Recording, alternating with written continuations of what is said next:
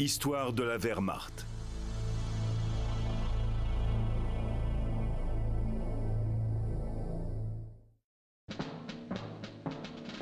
En 1939, l'armée régulière allemande était la force militaire la plus puissante au monde.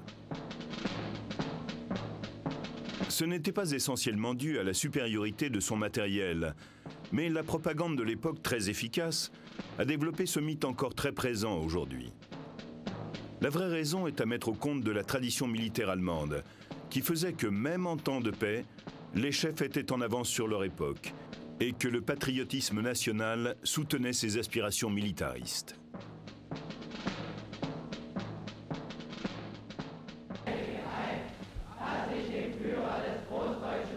Le fondement de cette machine de guerre remonte aux traditions de conscription datant d'avant la Première Guerre mondiale, lorsque les dirigeants militaires pensaient que leur armée était invulnérable.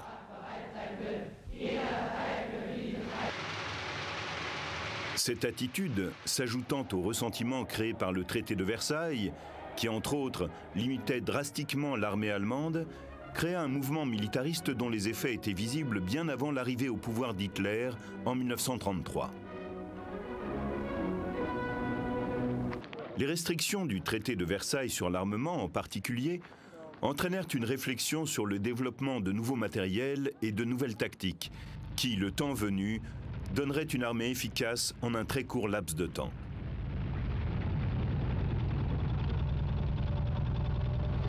En conséquence, pendant les années 20 et 30, de nombreux matériels furent développés sous déguisement civil, ce qui permettait de ne pas s'encombrer du matériel ancien. Les voitures et camions pouvaient être rapidement convertis en véhicules tout-terrain, équipés d'armes efficaces, qui étaient en cours de développement et testés ouvertement dans des pays voisins.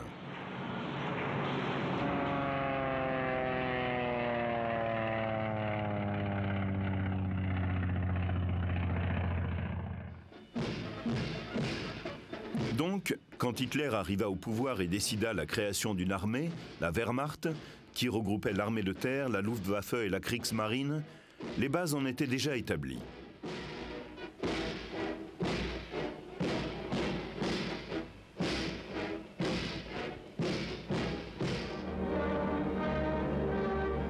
Le développement de chars de combat avait été lent, à l'instar de l'artillerie et des avions qui sont des matériels difficiles à cacher une fois assemblés. Mais les autres équipements étaient prêts à être produits. L'organisation et la planification n'avaient pas été mis en sommeil par les restrictions d'après-guerre et furent relancées en urgence pendant l'entre-deux-guerres. L'état-major allemand s'empara des idées nouvelles du capitaine anglais Liddell Hart, qui se faisait l'avocat d'une force blindée comme fer de lance.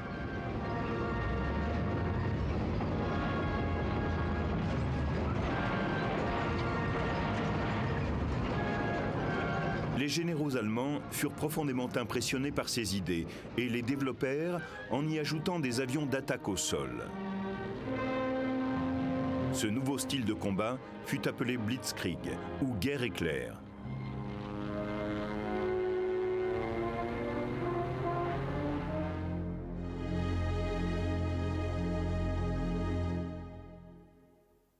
Le concept de base de cette armée fut celui des Wehrkreise, zone de répartition des unités. Il y en avait 18 en 1939, divisés en 6 groupes d'armées, dont 2 étaient en Autriche. Chaque Wehrkreise disposait de plusieurs divisions et des régiments qui les composaient.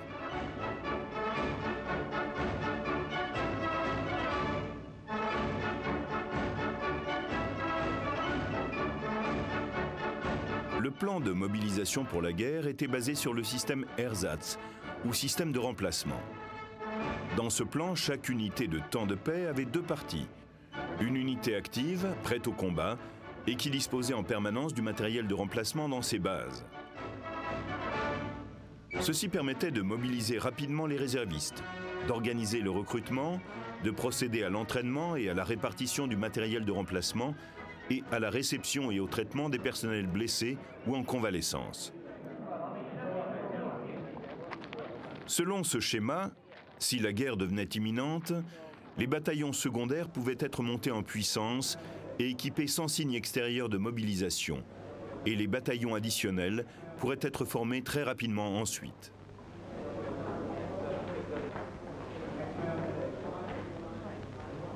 En pratique, ce système était flexible et au déclenchement des hostilités, il pouvait produire 4 vagues de divisions d'infanterie dans l'ordre suivant.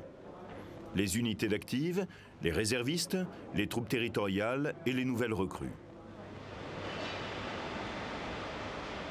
Du côté des Panzers, les 5 divisions originales furent rapidement doublées, principalement en convertissant les divisions légères existantes.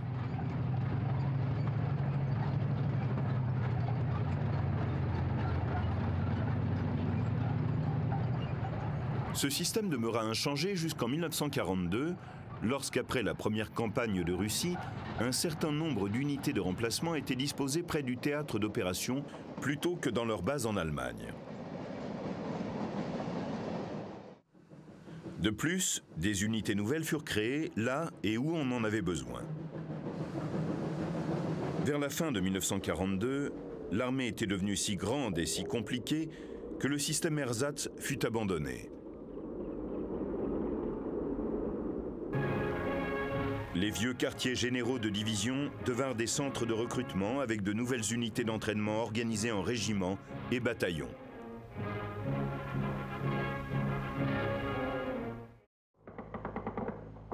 En 1943, quelques-unes de ces unités furent organisées sur le front russe comme divisions, armées et équipées pour des missions anti-insurrectionnelles.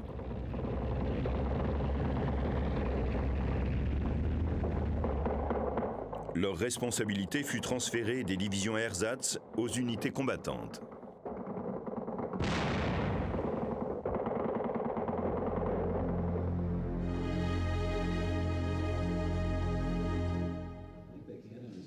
Toutes les forces armées étaient contrôlées par les quartiers généraux du Führer, par l'intermédiaire du OKW, Oberkommando der Wehrmacht, dont Hitler était le commandant suprême.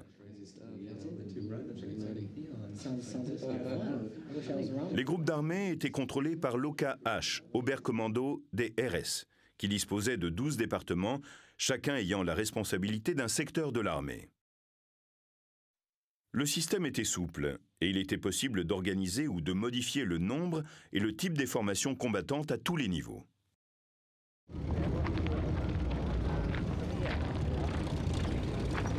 Pour l'armée, il y avait 4 types de formations de base.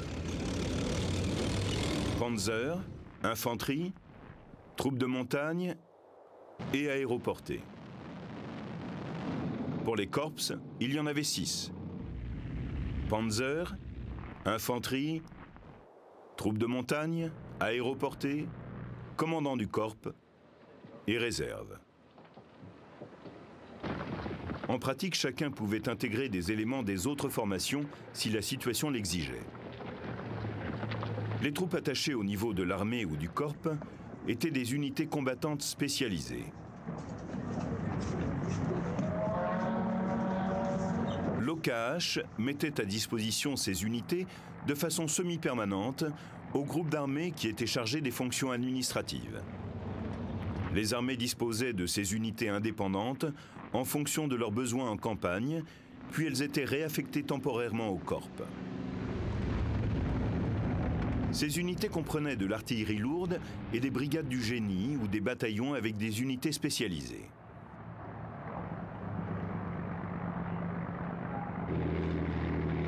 L'unité de combat principale, comme dans toutes les armées contemporaines, était la division.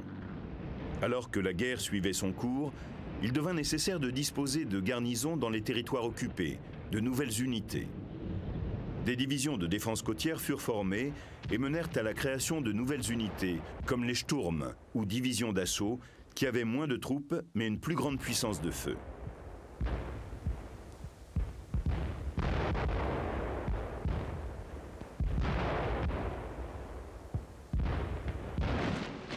Existaient également les divisions Volksgrenadiers, composées principalement de civils équipés plus légèrement que les unités régulières.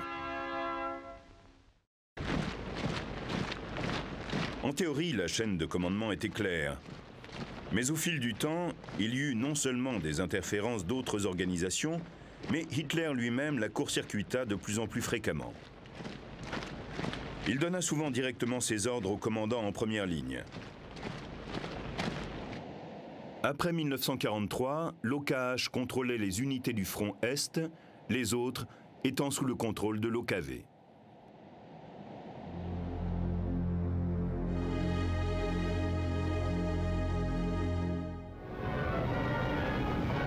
L'organisation du ravitaillement en munitions et les services administratifs était généralement considérée comme très efficace. Le secret résidait en une administration simple avec peu de sphères de responsabilité, mais clairement définie, et une structure de base qui pouvait être modulée en fonction des impératifs de la situation militaire et des possibilités d'utiliser les ressources locales au maximum.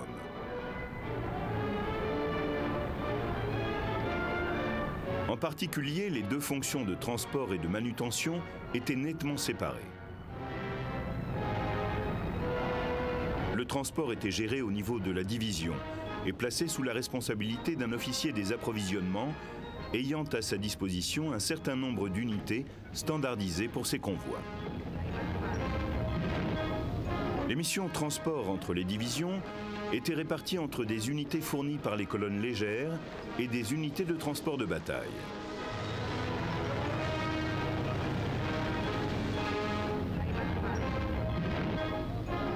Les unités de manutention liées au régiment qui disposait d'unités spéciales chargeaient et déchargeaient les fournitures et étaient contrôlées par des sections spéciales de l'administration.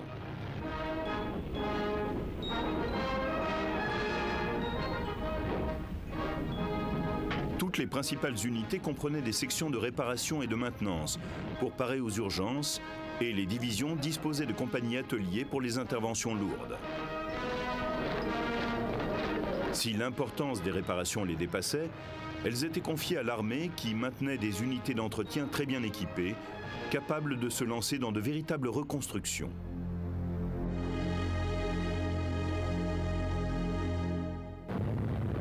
La division était, dans toutes les armées de la Deuxième Guerre mondiale, la plus importante unité constituée disposant d'une large variété d'armes et capable d'opérer indépendamment. Les troupes principales étaient normalement des unités spécialisées utilisées pour ajouter du soutien lors d'une opération spécifique. Les troupes d'armée étaient des unités importantes, mais qui n'avaient pas la capacité à opérer seules. Une division pouvait au moins théoriquement subvenir à ses propres besoins, ce qui incluait une unité de reconnaissance, des unités de génie, souvent équipées pour de simples opérations de franchissement, de l'infanterie de 4 et 9 bataillons, un régiment d'artillerie et des unités de support de ravitaillement et disciplinaire pour lui permettre de rester sur le terrain. En plus, il peut y avoir une ou plusieurs unités blindées fournissant de la puissance en attaque en cas de nécessité. La plus grosse unité de la division est le régiment, en gros l'équivalent d'une brigade anglaise divisée en plusieurs Abteilungen. Des unités d'une taille équivalente ou supérieure à celle d'un bataillon étaient normalement classées comme Abteilungen et le terme brigade réservé à des groupes de 2 régiments ou plus. Dans l'armée allemande, les divisions de combat régulières contrastaient fortement avec celles sur laquelle reposait le Blitzkrieg. Cette tactique faisait appel à un nombre limité de divisions de choc, très bien équipées, appuyées par des formations d'infanterie moins importantes, mais mécanisées pour le suivi rapide de l'attaque. Le hic majeur était qu'en raison des capacités limitées de l'industrie allemande, la concentration de ces divisions d'élite ne laissait que peu de capacités de transport et de réapprovisionnement pour les unités restantes. Le OKH ne considérait pas l'infanterie de première ligne si importante. Ils étaient considérés comme devant seulement consolider les gains de terrain et l'occupation du territoire ennemi, afin de tenir des zones limitées de la ligne de front. Donc il était prévu de les transporter principalement par voie ferroviaire, comme on le fit souvent lors de la Première Guerre mondiale.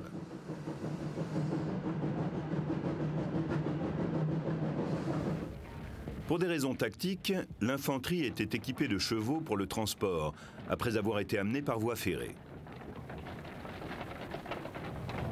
Théoriquement, cette dotation pouvait être complétée par du matériel réquisitionné dans les territoires occupés. Leurs armes étaient plus défensives que celles des panzers ou des divisions blindées et n'exigeaient pas de matériel de transport sophistiqué. Puisque l'idée du Blitzkrieg était considérée comme bonne, le principe de ces unités transportées par voie ferrée était considéré comme parfaitement valable.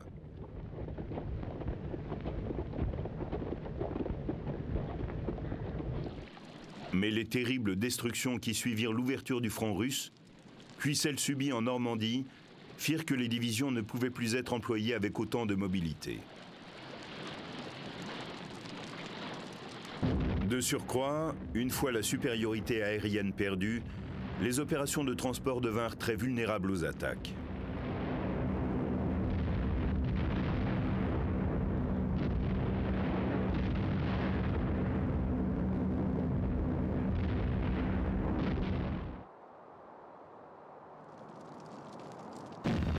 La philosophie de l'OKH exigeait une répartition équilibrée des armes de la division à la section. Chaque combattant devait pouvoir opérer comme une force indépendante, mais aussi être rapidement associé à d'autres combattants sans avoir à répartir à nouveau les armes.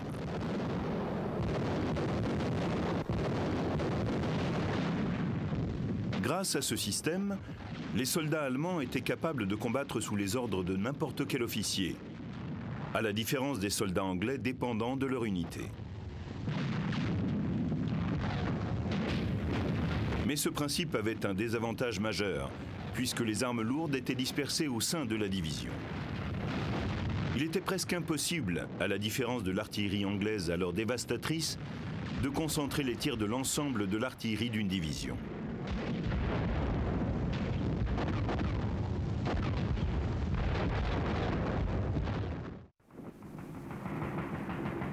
Une autre particularité de l'organisation des divisions allemandes résidait dans le fait que les régiments de fusiliers étaient des unités d'infanterie efficaces.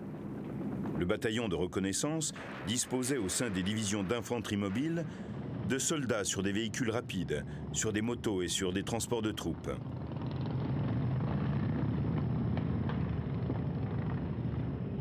Ils pouvaient donc former une réserve mobile soutenue par le génie. Ils étaient des troupes combattantes et organisées comme un puissant bataillon d'infanterie avec une dotation d'armes lourdes. Ils étaient souvent les meilleures troupes de la division et spécialisés dans l'assaut.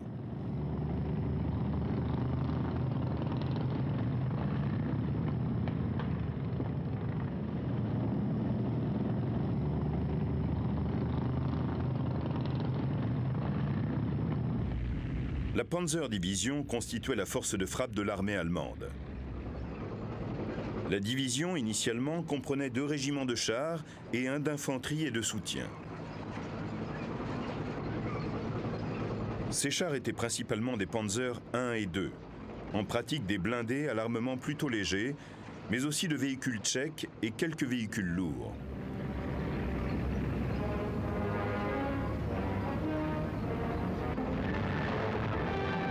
Pendant la campagne de France en 1940, les Panzers ont fini par semer leur division d'infanterie, montrant les dangers d'une telle organisation. Elle fut donc revue fin 40 sur une base plus équilibrée, avec un régiment de chars, 2 régiments d'infanterie motorisés et des unités de soutien plus importantes.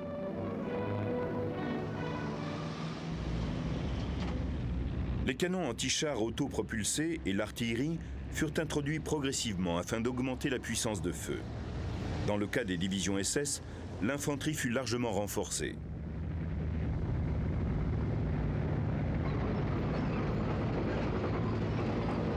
L'organisation en 1941-42 consistait en 3 bataillons composés de 2 compagnies de chars de type Panzer II et une compagnie de Panzer IV à canon court pour le soutien rapproché.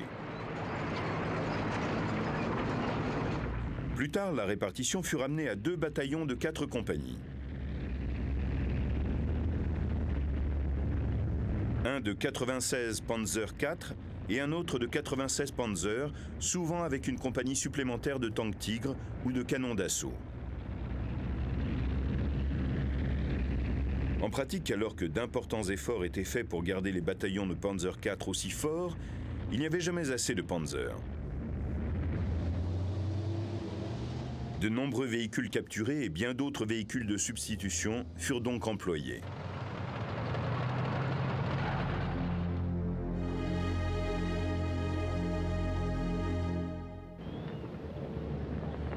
Chaque armée avait ses tactiques de base et ses plans pour triompher sur le champ de bataille. Et chaque armée les modifiait dans le détail ou plus largement lorsque la situation l'exigeait.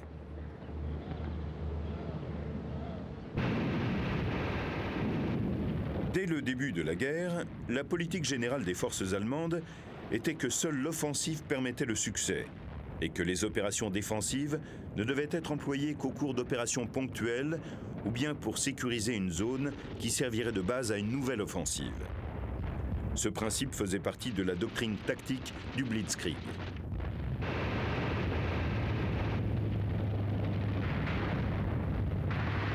Ces principes portèrent leurs fruits pendant les premières années de la Seconde Guerre mondiale. Cette idée domina toute la pensée militaire allemande jusqu'en 1943. Les tactiques de base sur le terrain se divisent en 3 étapes principales. La première est la reconnaissance tactique. Ce travail est commun à toutes les armées jusqu'à ce qu'elles rencontrent une opposition. Les Allemands la divisaient en reconnaissance opérationnelle, qui consiste généralement en une observation à longue distance, principalement par avion, et la reconnaissance tactique, menée entre 30 et 40 km en avant de la force d'attaque par des unités blindées spécialement organisées.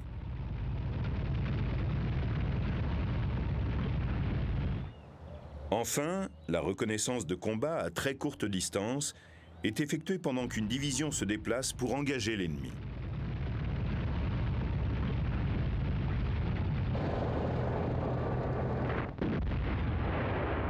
Cette dernière est des plus importantes. En accord avec les principes des unités blindées, la première poussée était autant que possible confiée aux bataillons de reconnaissance des divisions blindées.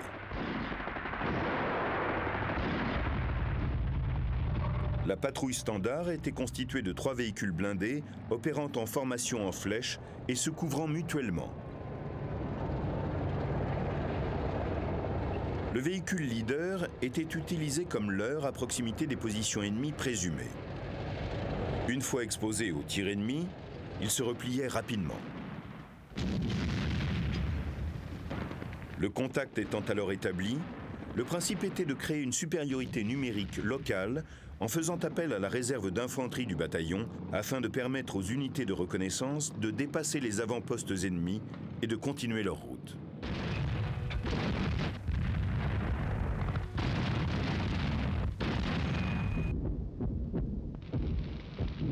L'infanterie en tant que telle n'était pas prévue pour effectuer les missions de reconnaissance offensive, puisque ces divisions étaient prévues seulement pour consolider les positions. Elles y participèrent cependant dans certains cas. À ce moment-là, des patrouilles de combat de 15 à 20 hommes, mais plus souvent de 7 à 8 soldats, étaient envoyés à la façon Première Guerre mondiale. Équipés principalement d'armes automatiques ou semi-automatiques, ils n'étaient pas là pour engager des combats prolongés. Leur mission était de faire des prisonniers.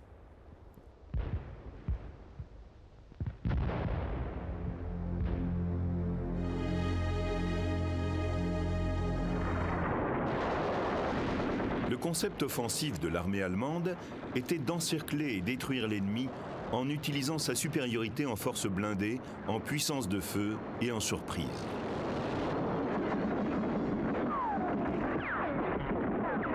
Les Allemands se sont rapidement méfiés des attaques frontales classiques, qu'ils considéraient coûteuses à la fois en hommes et en matériel, et surtout très difficiles à mener avec succès.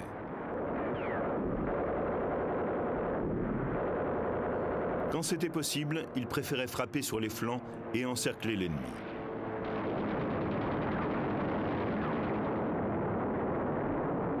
La percée de Sedan a prouvé l'efficacité de cette tactique. The world Le monde a été stupéfait de la vitesse avec laquelle les colonnes blindées allemandes se déplaçaient. Quel était le secret qui permettait à ces armées de se déplacer si vite et si rapidement? Le secret reposait sur l'organisation de la force de frappe. Les forces blindées étaient suivies de très près par des divisions motorisées qui consolidaient les côtés du corridor ainsi formé et permettaient ainsi aux véhicules de soutien et d'approvisionnement de monter rapidement. Il était évident que si la situation des Alliés voulait être rétablie, les colonnes allemandes devaient être coupées. Le 17 mai, le général de Gaulle attaqua le flanc allemand et fit quelques prisonniers. Mais ses forces de blindés légers ne furent qu'une piqûre de guêpe sur un rhinocéros. Une attaque conséquente n'aurait pas eu plus de succès. Cela signifiait simplement qu'une contre-attaque contre les couloirs allemands n'était pas possible. Là où les Alliés auraient dû aligner plusieurs divisions, il n'y avait qu'une poignée de compagnies et de bataillons disponibles. Une courageuse tentative de couper les couloirs allemands fut effectuée par un groupe de blindés anglais assez lent au sud d'Arras, qui manqua de puissance de feu et qui fut annihilé. Le 21 mai, les forces allemandes atteignirent le port d'Abbeville, sur la Manche. En protégeant leurs flancs le long de la Somme, les Allemands bifurquèrent vers le nord-est. Ce fut une bataille d'anéantissement parfaite. Le 28 mai, l'armée belge, coincée dans un petit espace et épuisée par les combats, rendit les armes. Les Français et les Anglais se retrouvaient dans une situation désespérée, adossés à la mer dans le port de Dunkerque. Une attaque était normalement menée par une division au moins, et théoriquement comprenait une force conjointe de chars, de l'infanterie blindée et motorisée, et des canons d'assaut autopropulsés. Au préalable, des barrages d'artillerie massifs étaient prévus, mais en pratique, les Allemands étaient rarement capables de concentrer leurs tirs aussi bien que les Alliés. Les améliorations portées au camouflage faisaient que les positions ennemies restaient souvent masquées jusqu'au combat rapproché. Même les régiments d'artillerie des divisions étaient souvent décentralisés et on leur substituait alors des mortiers et des armes d'assaut et de soutien.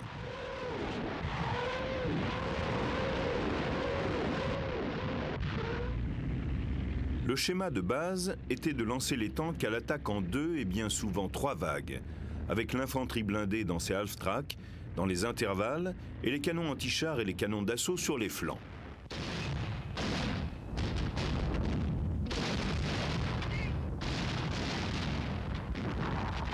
La première vague prenait l'essentiel du combat à sa charge, engageant les positions anti-chars et d'infanterie ennemie, tandis que la seconde vague et l'infanterie effectuaient des tirs de couverture puis nettoyaient les positions restantes. La troisième vague d'infanterie motorisée arrivait pour établir la percée et protéger les flancs de l'offensive, alors que les acteurs des 2 premières vagues fonçaient vers les positions d'artillerie ennemie et les frappaient par l'arrière.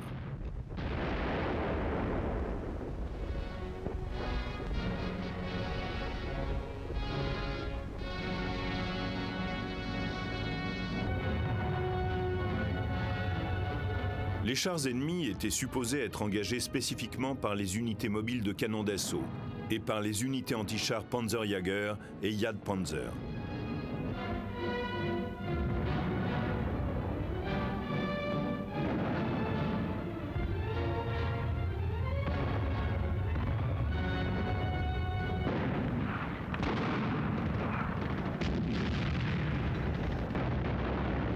Les attaques massives d'infanterie ne furent pas si nombreuses, mais se déroulèrent selon ce même schéma.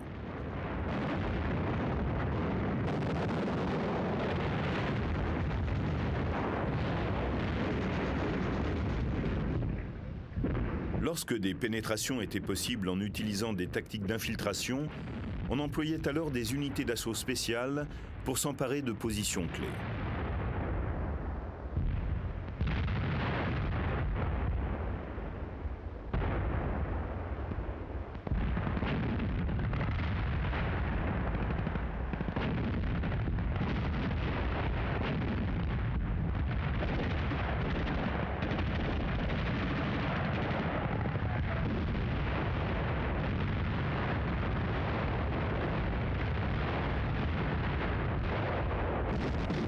Un accent particulier fut porté sur l'artillerie et les mortiers de support. Les obusiers d'assaut furent utilisés en grand nombre, engageant les armes d'appui ennemies en fonction des besoins. Les brigades d'artillerie d'assaut furent également utilisées de cette façon. Mais la guerre avançant, leur emploi massif fut de plus en plus exceptionnel.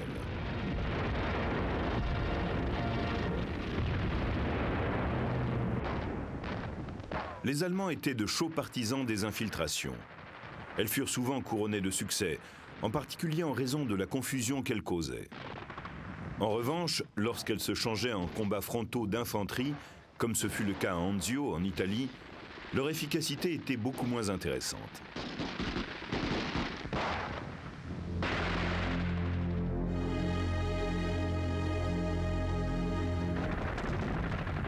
Les opérations défensives n'étaient envisagées que comme situation temporaire, comme temps mort de l'offensive, parce qu'on se mettait à la merci d'une immédiate et violente contre-attaque. Le principe était de capturer l'ennemi alors qu'il était désorganisé après l'attaque.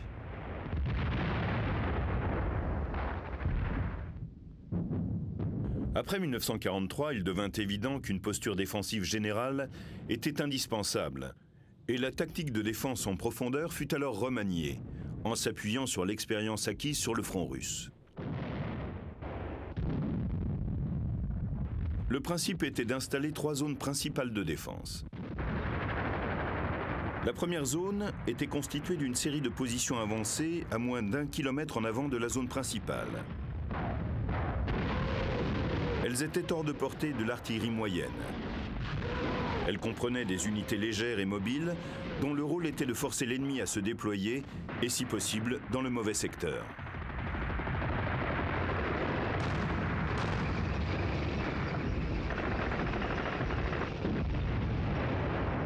Ces unités n'étaient pas tenues de résister à tout prix.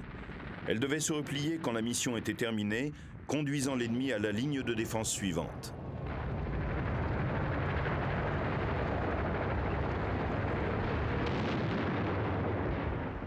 La seconde zone, une position avancée, se trouvait généralement à 200 mètres en avant des défenses principales et était couverte par l'artillerie légère.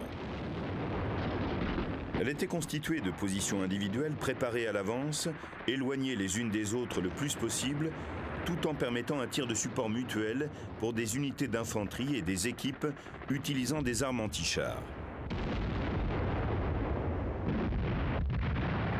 Les régiments d'infanterie avec des armes à longue portée, mitrailleuses ou fusils, occupaient des positions alternatives préparées à l'avance, d'où des mouvements rapides pouvaient être menés de l'un à l'autre pour tromper l'ennemi.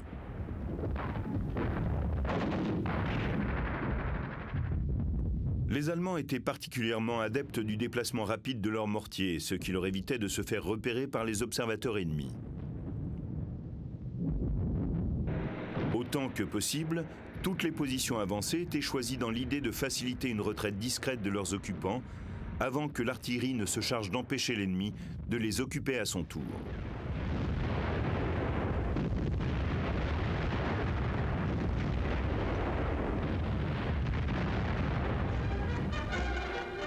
Enfin, la troisième zone, la zone de bataille principale, avec une ligne de front reliant quelques points fortifiés. Ces derniers, généralement disposés sur des pentes, avaient une ligne de feu tous azimuts et étaient protégés au moins par des barbelés et des mines et défendus par des mitrailleurs, épaulés par des mortiers et des armes lourdes.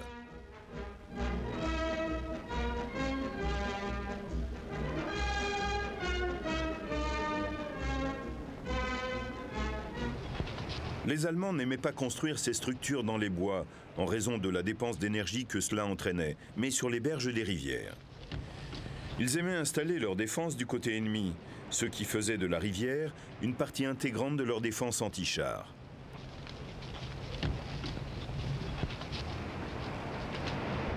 Peut-être plus que dans toute autre armée, l'art du camouflage et l'utilisation des obstacles naturels contre les avancées ennemies furent portés à un haut degré de perfection.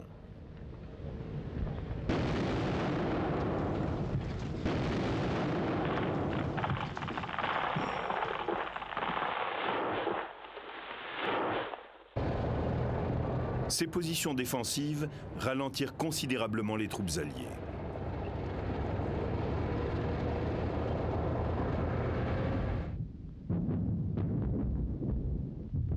Les troupes allemandes étaient également adeptes des retraites discrètes, si bien que les bombes alliées et les barrages d'artillerie frappaient souvent des tranchées vides.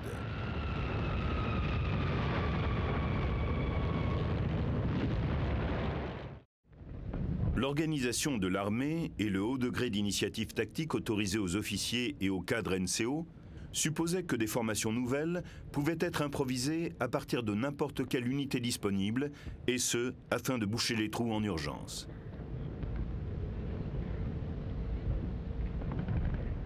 Ces groupes de combattants, ou Kampfgruppen, faisaient partie intégrante des tactiques allemandes.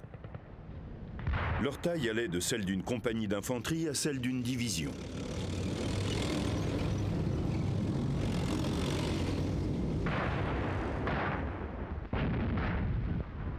Mais à partir de 1944, ces petites astuces tactiques n'étaient plus la solution. Le manque de mobilité signifiait qu'une ligne devait tenir jusqu'à sa rupture. Du coup, il devenait difficile d'effectuer un retrait contrôlé, et les lignes de réserve devaient être reconstituées loin des positions.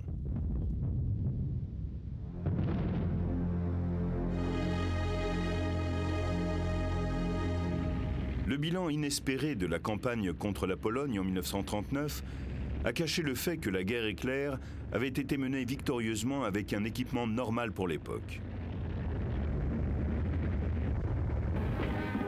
Lors des combats de mai 1940, les blindés français étaient sur bien des points supérieurs à leurs équivalents allemands. Mais l'organisation de l'armée française était inefficace face au travail d'équipe et aux tactiques surprenantes des Allemands.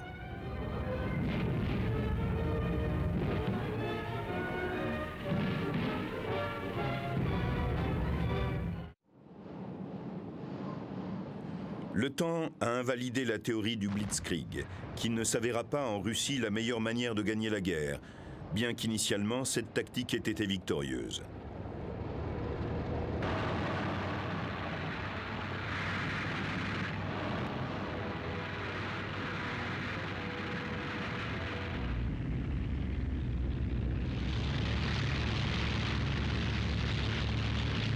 Victimes de la supériorité aérienne et des tactiques novatrices de la guerre éclair, les Polonais à l'automne 1939, puis les Français et les Anglais 8 mois plus tard, furent défaits.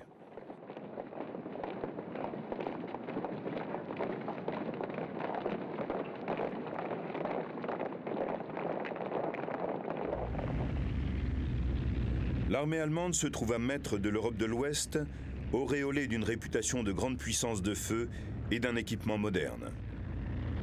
Le manque de tels équipements ne fut pas remarqué. Le succès avait masqué jusqu'aux lacunes des leaders politiques allemands.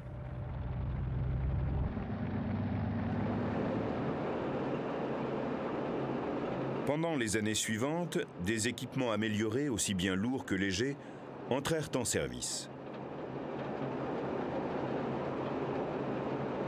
Les chars de bataille principaux, les Panzer III et IV, de nouvelles armes d'infanterie et des tactiques issues des leçons apprises étaient prêts pour le tournant majeur de la guerre, l'ouverture du front russe en juin 1941.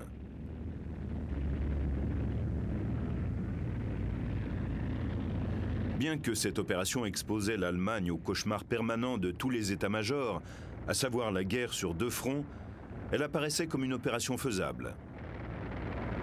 Les tactiques des panzers et les mouvements d'encerclement fonctionnèrent. Les troupes russes furent balayées.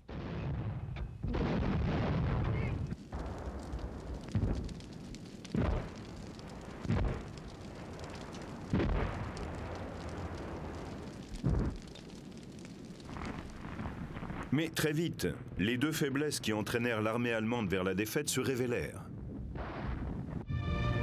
Dans un premier temps, il devint évident que les capacités de production n'étaient pas suffisantes pour subvenir à l'expansion rapide nécessaire dans les vastes espaces russes. Une situation aggravée par les opérations dans les Balkans et en Afrique qui mobilisaient le reste des ressources disponibles.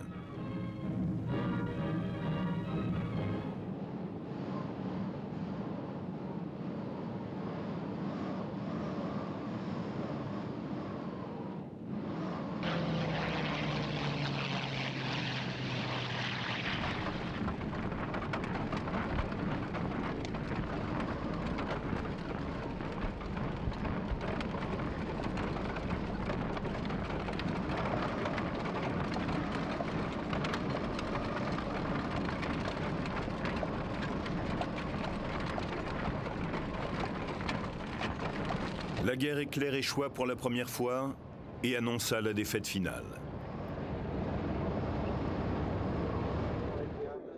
Dans un second temps, le contrôle strict des opérations militaires cessa le 19 décembre 1941, lorsqu'Hitler prit le commandement de l'armée et interféra de plus en plus sur ses activités, ce qui eut un terrible effet sur l'efficacité et le moral des troupes.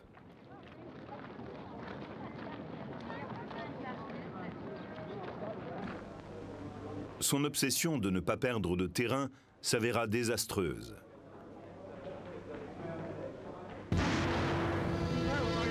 L'Allemagne n'avait pas les ressources nécessaires pour soutenir une longue guerre. Les défaites à Stalingrad et en Tunisie, où des armées entières et leurs équipements furent perdus, portèrent des coups irrémédiables à la puissance allemande.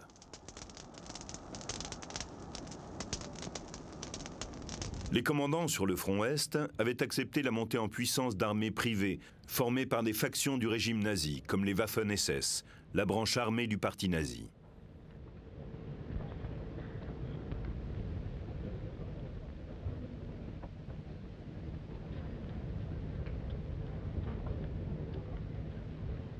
Le meilleur équipement, les meilleurs soldats, les approvisionnements les plus réguliers furent dirigés vers cette force. Leurs commandants sur le terrain avaient une ligne directe de communication vers l'OKW et n'étaient pas faciles à intégrer dans les armées régulières. Ils étaient loyaux à Himmler et à Hitler, ce qui conduisit à une lutte interne pour leur contrôle. Le même problème survint pour les divisions formées avec le personnel superflu de la Luftwaffe et de la Kriegsmarine. Ces divisions reçurent un équipement important et un entraînement, et leurs anciens chefs espéraient en garder le contrôle.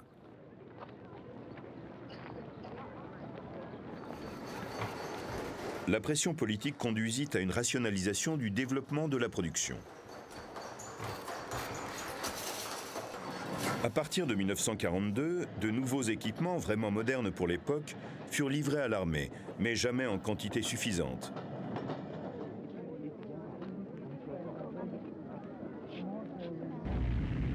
En dépit de certains défauts de jeunesse, ces équipements étaient supérieurs à leurs équivalents dans les armées alliées. Et ce fut sur cette supériorité, associée à une machine de guerre efficace, que reposa la survie du soldat allemand jusqu'à la fin de cette longue guerre.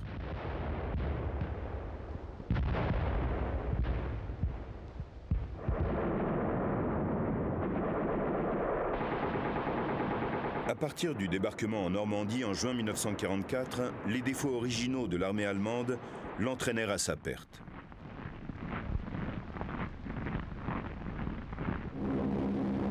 Tout d'abord, le manque de ressources fut aggravé par la supériorité aérienne alliée, de plus en plus pressante, et l'approvisionnement sans limite d'équipements et de main-d'œuvre alliés. Ensuite, la supériorité aérienne alliée annihila les systèmes de défense stratégiques allemands, rendant statiques leur importante division.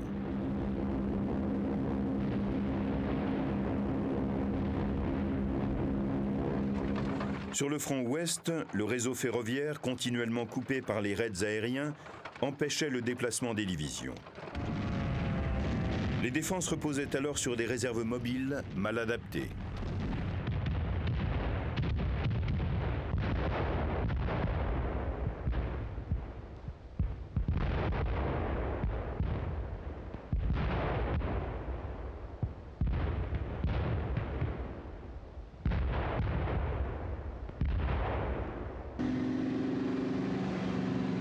La puissance aérienne alliée a également limité les capacités de déplacement de ces réserves. Les stocks de pétrole s'épuisèrent rapidement et même les blindés ne pouvaient plus se déplacer de jour en sécurité.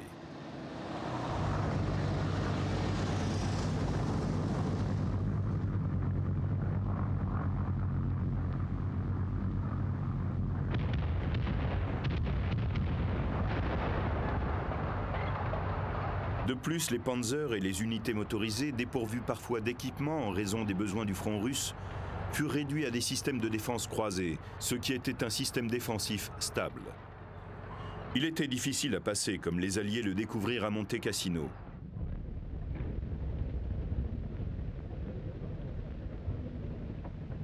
Mais une fois brisée, il n'y avait plus de résistance derrière. Plus important encore, beaucoup d'équipements avaient dû être abandonnés, faute de moyens de transport.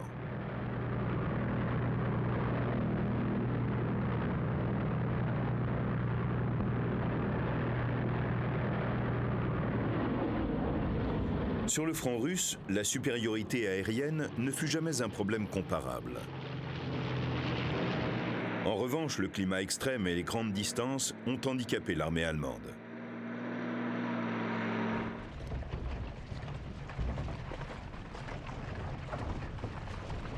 Il n'y avait jamais assez de moyens de transport et de matériel de combat.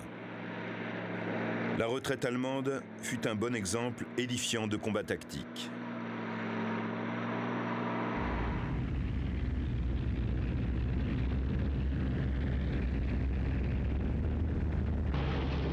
Même les Russes utilisèrent des tactiques de guerre éclair pour leur offensive de 1945, alors qu'une ligne de front avait été maintenue.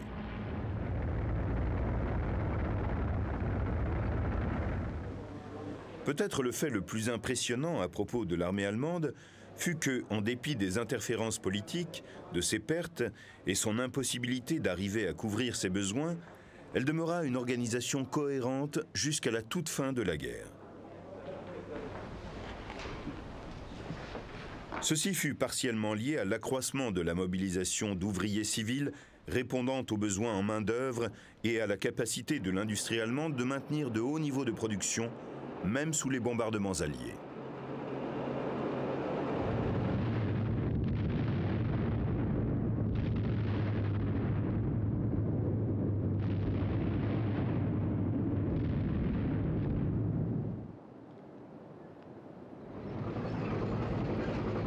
Et ce fut un sacré défi d'être capable de monter une force de contre-attaque mobile de la taille et de la qualité de celle qui tenta de repousser les Alliés dans les Ardennes en décembre 1944.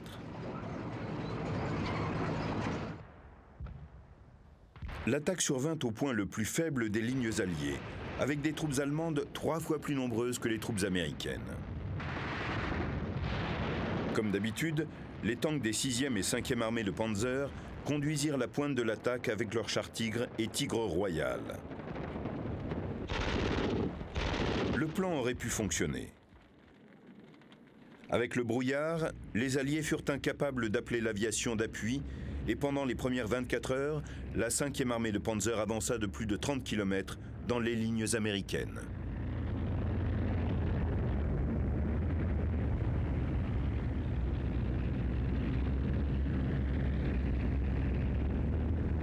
Mais le 23 décembre, le temps se dégagea et l'aviation alliée intervint massivement.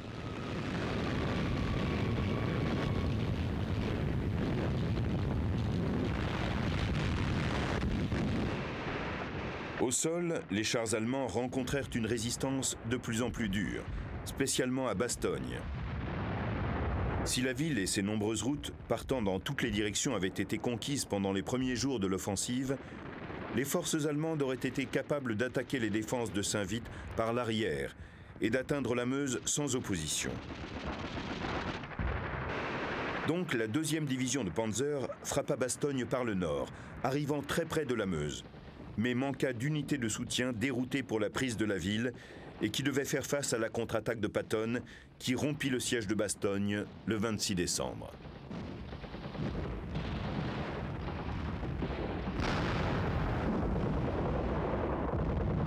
Comme un rocher au milieu des rapides, Bastogne concentra l'assaut allemand. Si la ville tombait, la poussée allemande irait plus profondément et la contrée serait bien plus difficile.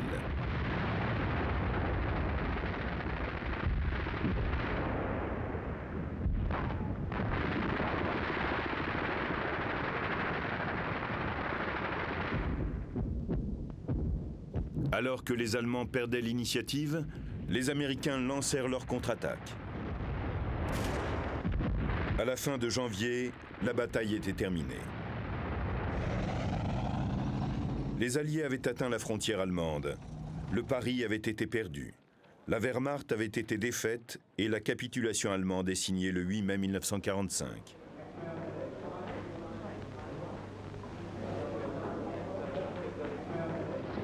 le Conseil de contrôle allié fit passer une loi marquant la dissolution de la Wehrmacht le 20 août 1946, signant la mort de l'armée allemande.